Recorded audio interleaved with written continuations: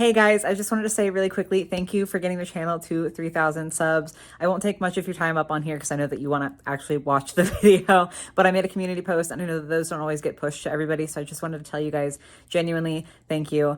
It is confusing to me that so many people watch what I do and I'm very, very grateful for it. So thank you guys. I hope you enjoy the video. Hey y'all, welcome and welcome back. As you can see from the enormous box that we've got here today, we're going to be doing an unboxing of the collector's edition for LOL OMG Fierce Cleopatra. From the moment that this doll was announced, I was so excited. I know I say that a lot, but like genuinely so excited. First of all, I've said on this channel before, I love ancient Egypt. I've always found that so fascinating since I was a kid. So obviously a Cleopatra themed doll is right up my alley in that regard. But then also the LOL OMG Fierce was a line that I really enjoyed. I did only end up purchasing one of them, but that one doll, the Fierce Neonlicious, is one of my favorite dolls in my collection. And all the other ones I didn't have like a big problem with. They just weren't as like my taste.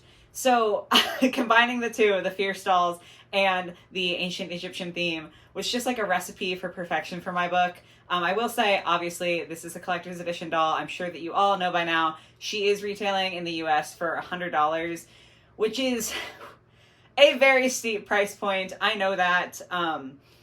From what I've seen online, I haven't seen like a ton because, as you guys know, I try to not watch like unboxings of dolls that I plan on doing an unboxing for. But just from things that I've seen on Instagram, she does seem to come with a lot of pieces. So we will, when I get her out of box, talk about whether she's worth the price or not. But come on, okay, this is the front of the box y'all have been staring at. It is holographic, so I'm sorry if my light, my super bright light, is making that really irritating. The back of the box has a little blurb about Cleopatra and this beautiful art for the doll.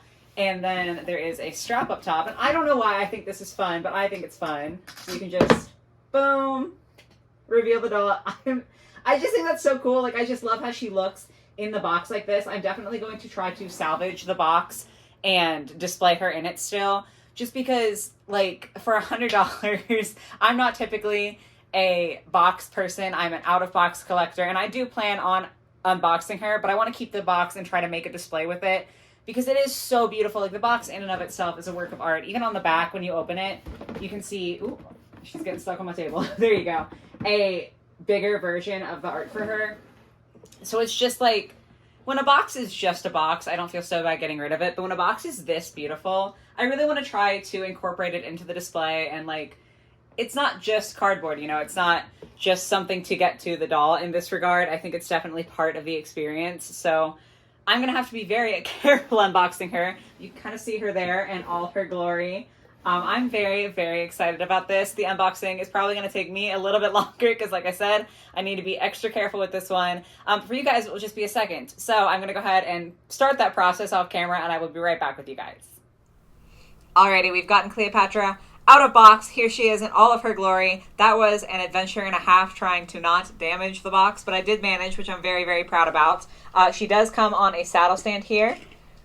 So just goes between the legs to kind of keep her in place. I will say that the base and then like the pole portion of the stand do keep like popping out of place for me, but the saddle itself is quite snug. So I think that once you get her in the stand, she is quite secure, which is always a lovely thing to be able to say. First thing that we have to talk about is this cape thing that she comes with. I don't know if that's quite the right term. It just looks kind of like a cape in her pictures, and it's literally too big for me to fit in frame. All gold, super, super beautiful. And then on the other side here, there's a lot more like printing to it, and then also a lot of the symbols are embroidered as well, which I think is a really, really nice touch. I mean, obviously, especially for the price point, we're going to get there eventually. But I really do appreciate seeing that. And it all seems quite quality. This piece here is how it attaches. So it's like a stretchy, like a hairband, like a little elastic. I don't know where this is supposed to go on the doll, though, because in all of the photos, it does seem very much like a cape. Like it's kind of displayed as if she were wearing it like this, which to me seems like this should go then around her neck. But the band is way, way too small to actually fit. I don't think you saw any of that. Hold on, let me lift the camera just a smidge for you. Okay, try that again. The band here, too small, isn't gonna fit over her head because like LOLs do have pretty round heads. So I don't know if it's supposed to fit over that, but then I also can't see it really getting over her hips to be more around the waist. I don't know. I'm very confused about how that is supposed to attach. It's a very beautiful piece, and perhaps once I like deconstruct some of the layers here, it will make more sense. But as of right now, I am confused. That being said though, let's go ahead and get into it. We're just gonna start top to bottom. So the first piece I'm actually gonna remove for a second is this headpiece, obviously removable, all metallic, really, really pretty. And it does tie in the back. As you saw, I can just lift it on and off, so you don't have to like tie it so tightly to get it to look right. For display purposes, if you want it to be easier to take on and off, you can by all means just leave it tied. But cute, I like it. I like the detail that it has a tie back. Then getting into the doll herself, her hair is not looking so great right out the box. I am the first to admit that. I know that tinsel is always a like topic of contention within the doll community. A lot of people really, really hate it. I love it. I love anything glittery and sparkly, and like, I know that it's less realistic for hair, but it is very extra and very excessive and glamorous to me, and I'm a big fan. So like, I understand if you hate the tinsel. I do understand that opinion, but I like it. It just is a little messy. She definitely needs a wash, a little bit of TLC to get her prime. As far as the rooting goes, I would say she's actually like quite thickly rooted. I know you can, if you pull apart her hair, eventually see her scalp, but like feeling her hair, it feels so thick. Part of that does help with the length. Like short hair, I feel like always just feels a little bit thicker on dolls. But it feels really, really nice. I feel like I had to work to get to the scalp. Like it's not just right there. So I love that. I love the braids in here.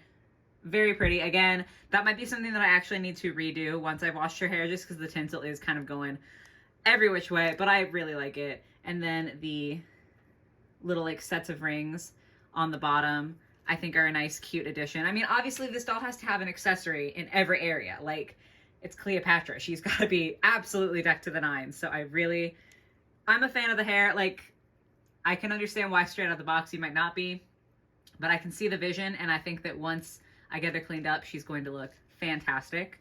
The face, I'm unsure of. I do like her better in person than I did in the stock photos, but I do think that the face was definitely the most underwhelming part of the whole doll. That's not to say that it's a bad face. I just think that with everything else going on, I don't know. The glitter is kind of sparse, but the printing seems fine on mine, which is like the number one thing. I can always add more glitter. Lord knows I've got plenty of it. So yeah, I mean, the face kind of average. I'm not like over the moon about it, but I don't dislike it. I hope that makes sense. The earrings though, I think are so cute. Obviously the main chunk of it here is plastic, but I love that we have actual little metal chains dangling there. Very, very big, very over the top. And again, like, it's just so appropriate for a Cleopatra doll. And of course, with the like collector edition doll, I like to see that they are using a lot of the real chains, and that detail I really, really appreciate. First necklace. This is where we start to get into the layers, and this is gonna get hard. So this piece is a separate piece from the rings on the bottom here. I will take it off in a little bit to show you guys what it looks like underneath there, but separate piece. Looks pretty good. Mine seems to be missing a little bit of paint along this line right here. Like there's like a line of gold going through the red and the black. I don't know if that was intentional. I didn't notice until I just got super way up close, so I guess that's something to be aware of. Then she's got this belt piece, which is just so pretty. I love the molding that they used for it. I love, again, the real chains like wrapping around to the back of the belt. However, you might have caught this. The stripes are slightly misprinted from the molding of the like main part of the belt. Kind of disappointed, just because, I mean, any misprint hurts anyway, but with a doll that is $100, a little bit of a misprint hurts a lot worse. It definitely isn't terrible. Like when she's on her display, I'm not going to notice it, but obviously I have to point it out for you guys who might be thinking about buying this doll or like anything like that. I just wanted that to be noted. So I'm gonna go ahead and pop the belt off now so we can start to get into some other stuff. I'm not sure how all of this blue piece connects. I think the top might be separate from the bottom. I'm going to find out in a minute, but this is like kind of what she's got going on underneath that plastic belt piece. Just to address kind of the, I don't know if overskirt would be the right word, and also all of the rest of the blue fabric. It is just like sheer blue. Love the color. I think it's very beautiful. All lined with kind of like, I don't know if ribbon's quite the right word, but I'm going to say ribbon just for the ease. I love the color. The only thing that I don't like is that on the back, it's not also lined. It's only lined on the front. Like around the whole bottom, it's lined. So it's really only a problem on these pieces that attach to her wrists that you can see from the back. It's not lined, and that's a little bit disappointing. Or it's not lined under here. And I know that would have been a lot of extra effort and it would have made it a lot thicker. But again, at the price point, kind of would have liked to have seen that. So let's see if I can get this piece off. Okay, yes. So this whole piece is like a secondary fabric belt underneath the plastic belt. This doll has so many pieces and so many layers, so I'm like navigating them on camera here with you guys. So with that off, you can actually see more the dress that she has on underneath, and so you can see now that the blue fabric up here is attached to the dress. I love that fabric, actually. That's really beautiful. It's so funny because I feel like she's got so many layers so that you can do different things with how you display her. But it makes it hard to figure out what I want to do because I really like this piece. Like I like how she looked right out of the box. But now that I have her out like this, I also really love the fabrics that they have for this like underlayer of her dress. I think the gold is beautiful. And then this darker blue is stunning. The different pleats that it has in it. Oh my gosh. I love that. Wow. Okay. She does also have armbands at the like bicep and then also around her wrist. So like those connect with more of the chains, which again, we love. The blue fabric does connect around the wrist here with a little piece of string. So that is tied on, which I do really appreciate, especially because I was trying to be so careful unboxing this doll. And I was genuinely afraid that her like wristbands would be just rubber bands, and I was terrified that I was going to accidentally cut the wrong one, but they are string, which made it a lot easier to avoid cutting the wrong one, so I really, really appreciate that. Okay, let's see how this, ooh, does that come off this way? Hold on, I'm doing some experimenting. That might explain, that does explain, okay. My wrists, okay, hold on, one moment, y'all. Okay, had to have the husband assist with that for a second, but that explains the gap, like the gold gap that I was pointing out on the necklace, because that's actually how it goes off and on. So I did not know that. I like that a lot. I think that that was very cleverly hidden because I obviously didn't see it. And also that means that that's not like a paint defect. That's just how it's designed. So my bad, did not mean to insult the doll, but you can now see her choker a lot more clearly here. And that also does come off. You could take that off from the back, which is lovely. I guess we should address the arm tattoos, which I'm obsessed with. I feel like it's so rare that you get a doll that has any kind of tattoo just because, like, I don't know, society. We don't have time to get into that. But I really do think it's beautiful. The printing is really good on both of these, I think. Both sets. Yeah, those are looking nice. And I just love it. I think it's a really cool extra detail for her. It really ties in to the overall like appearance of the character. I'm here for it. Then moving on down to the very end, we've got two mismatched shoes. I do like the band on this one, but then I like that the base of the shoe is more plain and this one's got like gems all over it. I think that's very cool. Sometimes LOL feet don't look quite right to me. And I think that from the side, these do look quite bizarre, but from the front, they're really pretty. And that is literally just this feet mold, I think is just interesting.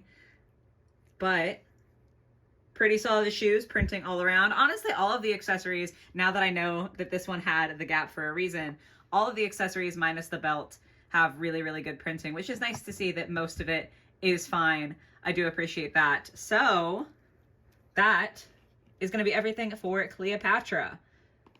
I do know that some people have said that her design is too busy and that they don't like it for that reason, and I can absolutely understand that viewpoint. Obviously, this was a lot of pieces. Here, I'll move you guys down again so you can see all of the scattered bits around her. So she does have a lot of stuff, a lot of pieces, and it's not simple pieces either. It's not like she has a little white t-shirt and then a lot going on top of that. They're all very extravagant and very designed, so I can understand why people don't like that. However, I am a very extra person and a maximalist, and I love stuff like this. So the fact that she's just got so many pieces with so many little details on them, I'm obsessed with. So I think this is definitely a doll kind of after my own heart. I would say least favorite aspects are, I still think the face is like just not the most stellar part of this doll. And then the belt being misprinted isn't super. But on the opposite hand, I do think that she's got a lot of really beautiful fabrics, a lot of like the chain detailing, which I know is a lot more expensive to do than to just like mold a plastic piece, and then like the embroidery on her cape. So a lot of her details are really, really beautiful when they've been executed right. So I guess that brings us to the question of, is she worth the $100 price point? And I mean, just as a general principle, I would say no. I think that it's hard to convince me that any doll is technically worth $100. Obviously, I did buy her. Like, I do understand that that is a bit of a hypocrisy coming from me, considering that I did pay that for her. I like her. So for me, she's worth it in the sense that she brings me joy, and I'm glad to have her as part of my collection. And it's kind of one of those things where you can either pay for it, or you can risk not being able to find her on sale if there ever was a sale on her. And for me, it just wasn't worth that risk. But if you're looking at it purely from a standpoint of, is this really equivalent to $100? No, I don't think so. And especially given the fact that there isn't like lining on both sides of some of her fabrics, or there is the minor misprint on the belt. I just think for $100, I would have loved to have had a perfect doll. I know that that's not always possible. Like, there are factory errors that just happen, but it is especially disappointing when you do pay so much money for a doll and then that happens. So it's like, I do understand it, like I said, but it's not the most fun. So overall, I would say that if you know this doll is one that's going to make you happy, if you feel very strongly about it, especially, I mean, she does have a beautiful box, and normally I don't think that a beautiful box is like necessarily worth adding to the price of something, because some people do unbox them. But because that box is designed in such a way that you can use it as a display piece later, even if you do take her out of box, I think that that's a little bit better. So if you know that this doll is going to bring you joy, if you look at her stock photos and you feel happy about the stock photos, I think you're also going to feel happy getting the doll. But definitely, it's just something, it's something you have to weigh for yourself, because for sure, that's a lot of money for a doll. I would love to see more collector dolls from the LOL Fierce line in the future, just because I do think that they have a beautiful sculpt in general. I love this body type for LOL. I think it's so, so, so pretty. So I would love to see more, maybe at like a slightly lower price point, like a $75 price point. I mean, they already have such amazing dolls at like a playline level that I feel like they could still do something really cool for a slightly less over the top collector's price.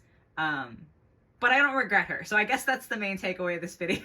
I hope that that helps. I hope that my thoughts were pretty coherent on that. But those are all of my opinions and, I don't know, talking points on the LOL OMG Fierce Cleopatra doll. Definitely let me know your thoughts and feelings in the comments below. If you got her, let me know how you're feeling about her. If anyone knows how to put this on, please let me know, because I didn't discover like a hidden trick here. So I'm a little bit confused about that. But yeah, I hope you guys liked the video. If you did, if you could give it a like, that would be awesome. If you aren't subscribed and you enjoy it, I do make videos at least twice a week. So definitely consider that if you want to see more content from me. And I hope you guys have a lovely rest of your day or your night or whatever it might be. And I will catch you in the next one. Bye, guys.